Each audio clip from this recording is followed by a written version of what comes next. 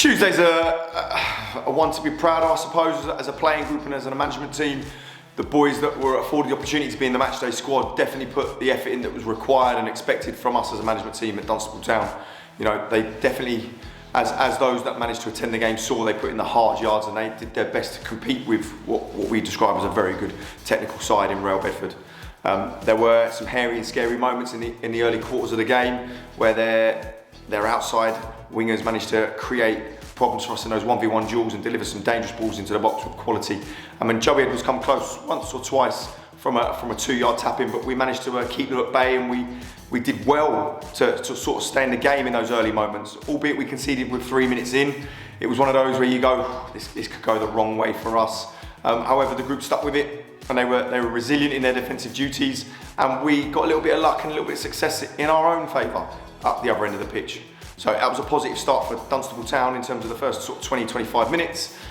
And it was a pleasing one. For Josh Hatton, you know, new into the group, someone we've known quite a long time. We've coached him for a 3-month period previously under Mundi Genus prior to our tenure here. And he was someone I got to work with as a 16-year-old at Pro Direct Academy. I had him for a 12-month stint, and his attitude, his application, his willingness to run hard yards then was something that it was pleasing to see. And it was nice to get him into the group. We needed to freshen it up and add some legs and some energy and some enthusiasm, and he definitely brought that to the plate. And the big fella Joe Sellers-West was on hand to give him his assist for a tap-in. So it was pleasing to see Josh get some success early on and give him some confidence that's required within this group. And then we look at Sean Lockhart, who under pressure really, and no pressure from us as a management team. He's a young lad. He's under the watchful eye of Ben Hurd over at Hertford. So he's in for all day, every day, and he absolutely loves it. He's come in here with an air of confidence around himself, and I believe he displayed that on the match day. He made some great saves, everything that went into hand stuck, and when he was required to do the job that he's paid to do, he did it with enthusiasm. So it was pleasing.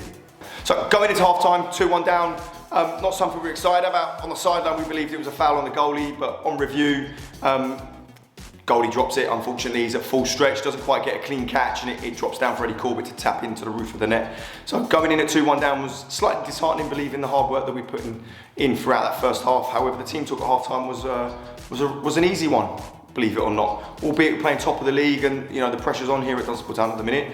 It was an easy half-time team talk. The group come in, they had their own individual discussion. Alfie led them quite well in what he expected to see from them, and he was proud of what the first half looked like, and he was conveying the message that it needed to kick on into the second half. As a management team, it was a discussion around the tactical awareness of what it needed to look like to nullify those threats. And you know, Osei-Addo dropping in the pocket and trying to draw the centre halves out with him to create space for runners beyond. Those little bits of detail that were required, we fed into the group, and then again, second half we went out and we were purposeful in our work.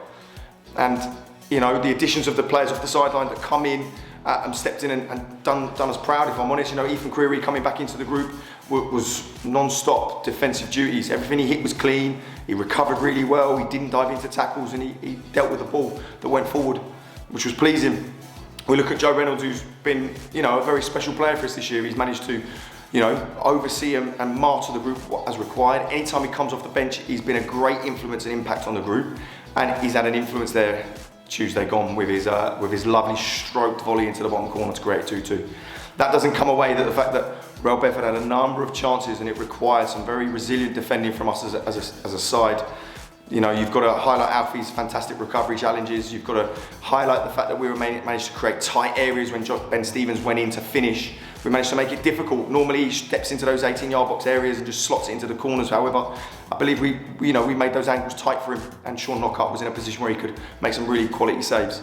You know, so from us as a management team, and you know, from the Dunstable Town faithful, we got to see a Dunstable side that, you know, embodied our values. They run around, they worked hard, they were willing to make contact with opposition players and scrap and accelerate in those tight areas to try and nullify the opportunities for the opposition to play.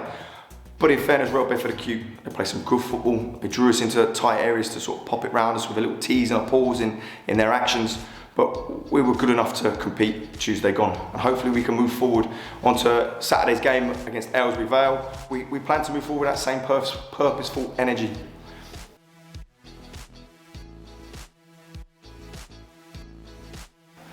Squad update. It's pleasing to say that we've got a few individuals returning back to the group from holidays, shall we say, and stints away and out on the side due to niggling injuries. So it's pleasing to get 1 or 2 back in Harry Beaumont, who's had a brief spell away abroad on his holidays to Australia. So hopefully he comes back with a little spring in his step and a nice little suntan to come back in and lift the group around him, because I know as he stepped away from the club for that brief period, we weren't in a good place. So he's managed to time his little break out, and his return will come back into what I believe is a more exciting and more enjoyable group to play amongst and be with. We've got the return of Ezra Ford, who's been carrying a knock consistently at the minute, and we're doing our best to get him fit and hopefully see him back tonight, ready to run hard and put him through his paces and see how resilient he is and if he's ready to get some match minutes under the Dunstable Town shirt once again. And then last but not least, unfortunately, we had the missing talisman of Danny Webb. He'll be returning back into the group this evening. We're going to put him through his paces and see how he is. Unfortunately, he was out with a back injury. He was probably chasing his rug rat round at home, and he's got probably done on a Cruyff turn by his 2-year-old, and that's him out for a week. So hopefully we'll see him back this evening and he's fit and well, and we'll get him back fresh, ready to go for Saturday.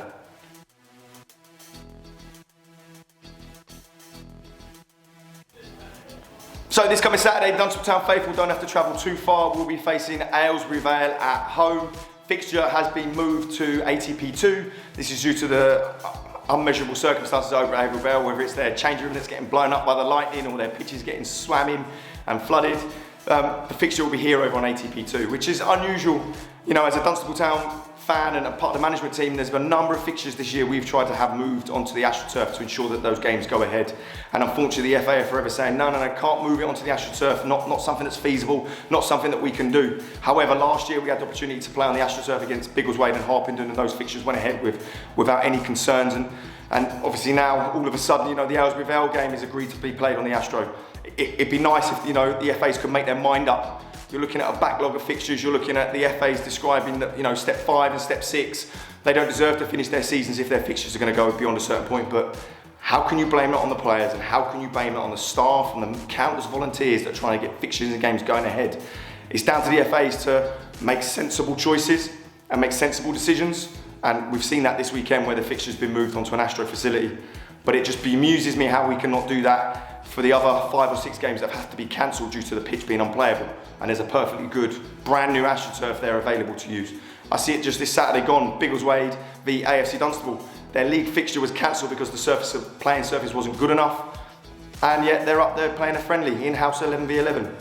Not for 3 points, just because there's lads and staff that want to get football played for players. So if the FA could make some more sensible decisions moving forward, maybe we'll complete a season without having to play 3 games a week and back-to-back fixtures, and maybe, just maybe, we'll finish the season in peace.